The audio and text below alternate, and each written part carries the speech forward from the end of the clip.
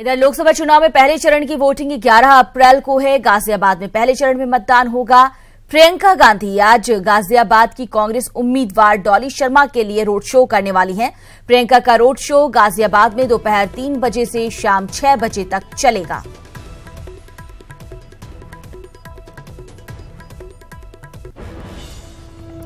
Graphics के जरिए भी हम आपको दिखाने जा रहे हैं कि किस तरह से ये रोड शो आगे बढ़ेगा। गाजियाबाद में ये देखिए रोड शो डासना होते हुए जटवाड़ा और उसके बाद मालीवाड़ा, इस तरह से ये रोड शो आगे बढ़ता जाएगा और 3 बजे से 6 बजे तक प्रियंका गांधी रोड शो करने वाली हैं। पूरे 3 घंटे तक ये रोड शो किया जाएगा। पार्टी प्रत्याशी डॉली शर्मा के लिए आम जनता से प्रियंका गांधी अपील करेंगी वोट देने की और बीजेपी भी यहां से जनरल वीके सिंह के लिए लगातार आम जनता से अपील कर रही है वोट देने के लिए। अमित शाह 8 अप्रैल को यहां चुनाव प्रचार करने वाले हैं। उससे पहले आज 5 अप्रैल को प्रियंका गांधी यहां रोड शो कर रही हैं। आम जनता से वोट मांगेंगी कांग्रेस उम्मीदवार डॉली शर्मा के लिए। अमित राणा हमारे साथ जुड़ गए हैं। अमित, प्रियंका आज 3 बजे पहुंचने वाली हैं और बताया जा रहा है कि 6 बजे तक रोड शो चलेगा। किस तरह से ये रोड शो शुरू हो रहा है, क्या कुछ खास इस दौरान देखने को मिलेगा?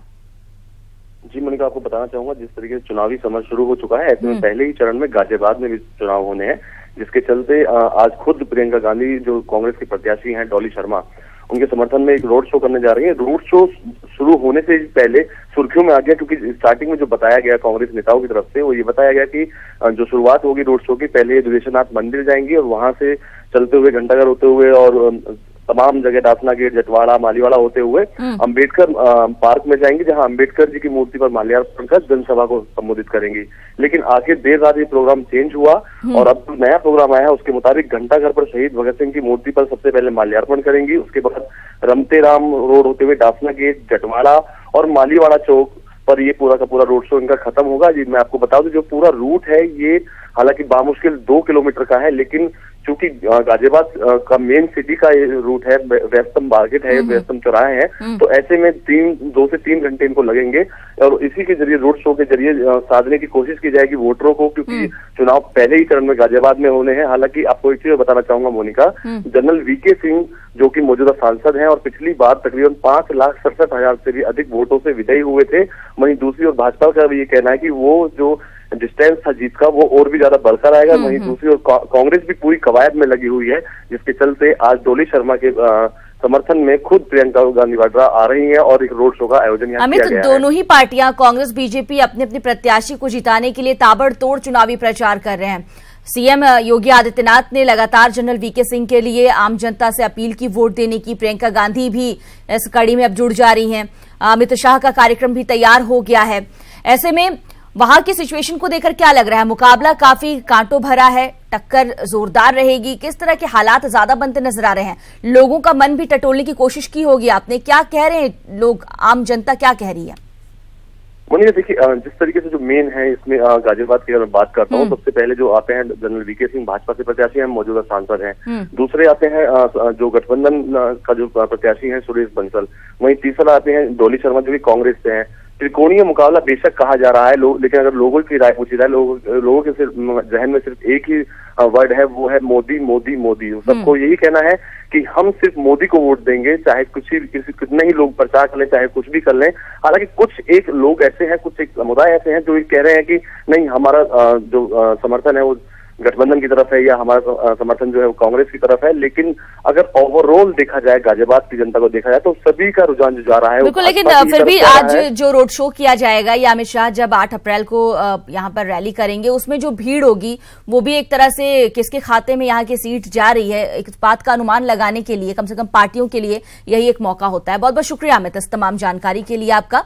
इस बीच अगली खबर की बात करते हैं। खबर उत्तराखंड के श्रीनगर गढ़वाल से है। यहां कांग्रेस अध्यक्ष राहुल गांधी का 6 अप्रैल को श्रीनगर गढ़वाल आने का कार्यक्रम बना है। राहुल गांधी के दौरे के मद्देनजर एसपीजी ने डेरा डाल दिया है और जनसभा स्थल महिला आईटीआई मैदान में सुरक्षा की कमान एसपीजी ने संभाल ली है। राहुल की जनसभा में कांग्रेस के सभी वरिष्ठ नेता भी मौजूद रहेंगे। राहुल गांधी का अल्मोड़ा और श्रीनगर में जनसभा को संबोधित करने का कार्यक्रम है।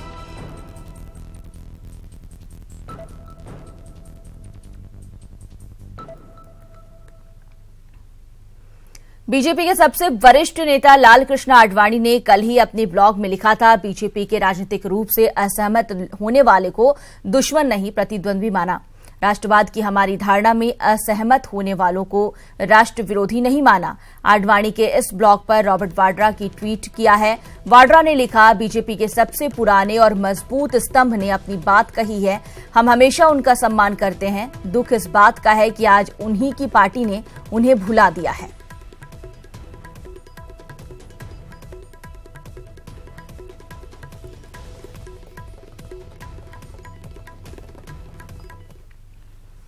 अगली खबर मथुरा से जुड़ी। बीजेपी प्रत्याशी हेमा मालिनी पर आचार संहिता उल्लंघन का केस दर्ज हुआ है। पूर्व प्राथमिक विद्यालय में चुनावी सभा करने के मामले में यह केस दर्ज हुआ है। आजई गांव के पूर्व प्राथमिक विद्यालय में चुनावी सभा की गई थी। स्कूल प्रशासन और जिला प्रशासन से अनुमति नहीं ली गई थी। वृंदावन कोतवाली में मुकदमा दर्ज किया गया है। बीजेपी प्रत्याशी हेमा मालिनी पर आचार संहिता उल्लंघन का केस दर्ज हुआ है। नितिन हमारे साथ जुड़ गए हैं मथुरा से। नितिन, केस दर्ज कर लिया गया है, क्या कुछ इसमें बताया जा रहा है? किस तरह से अब जब आचार संहिता उल्लंघन का केस दर्ज हुआ है तो कार्रवाई हो रही है? देखिए, मैं अपने दर्शकों को बताना चाहूंगा, हेमा अपने आप में अलग हैं, तो उनका चुनावी प्रचार भी कुछ अलग ही अंदाज में चलता है। हेमा जहां भी प्रचार करने जाती हैं, कुछ न कुछ नया रंग और नया अंदाज उनका देखने को मिलता है। जब हेमा आजई गांव में, वृंदावन कोतवाली क्षेत्र के आजई गांव में प्रचार करने गई थी, उस समय आयोजकों ने एक सभा आयोजित की थी। यह सभा पूर्व माध्यमिक विद्यालय में रखी गई थी, जबकि चुनाव आयोग के निर्देशों के अनुसार कोई भी चुनावी सभा सरकारी स्कूलों में नहीं रखी जा सकती है। उसके बावजूद भी हेमा की चुनावी सभा स्कूल में रखी गई थी, जिसको लेकर जो चुनाव आयोग के अधिकारी थे वो भी काफी उस पर नजर बनाए हुए थे। साथ ही इस जो कार्यक्रम था, इसमें अश्लील डांस भी किया गया था, जिसको लेकर प्रशासन ने इनको नोटिस जारी किया था। नोटिस की अवधि खत्म होने के बाद प्रशासन ने अब इनके ऊपर मुकदमा कायम कराया है। वृंदावन कोतवाली में यह मुकदमा कायम हुआ है, जिसमें हेमा मालिनी और उनके समर्थकों के खिलाफ आचार संहिता उल्लंघन का मामला दर्ज हुआ है। जी नितिन, कार्रवाई की बात अगर की जाए तो किस तरह से ये प्रोसेस आगे बढ़ेगा? देखिए, अगर हम बात करें तो चुनाव के जो मामले हैं जिनमें आचार संहिता उल्लंघन का मामला होता है, इसमें प्रत्याशी को सबसे पहले नोटिस दिया जाता है। नोटिस देने के बाद अगर वो संतुष्ट, आयोग में संतुष्ट होता है, तो उसके बाद उनके ऊपर मुकदमा कायम होता है। मुकदमा भी स्पेशल कोर्ट्स में चलता है। तो लिहाजा अभी चुनाव के बाद हेमा मालिनी को इसमें अपीयर होना पड़ेगा। जो उनके आयोजक है उनको अपीयर होना पड़ेगा और उसकी कार्रवाई होगी। उसके बाद भी उसमें फैसला होता है, तो उसमें देखा जाएगा कि हेमा मालिनी कम से कम चुनाव तो निपट ही जाएगा। बहुत बहुत शुक्रिया नितिन इस तमाम जानकारी के लिए आपका। फिरोजाबाद में विकास के मुद्दे को लेकर मुखर हो गए हैं। विकास न होने से ग्रामीण इस कदर नाराज हैं कि उन्होंने वोट न डालने का फैसला किया है। शिकोहाबाद क्षेत्र स्थित बुढ़रई गांव के लोगों ने विकास नहीं तो वोट नहीं के तहत वोट मांगने आने वाले नेताओं की एंट्री पर रोक लगा दी है। गांव के लोगों का कहना है कि नेता वोट मांगने तो आते हैं, लेकिन जीतने के बाद अपने वादे भूल जाते हैं, लिहाजा वे इस बार वोट नहीं देंगे।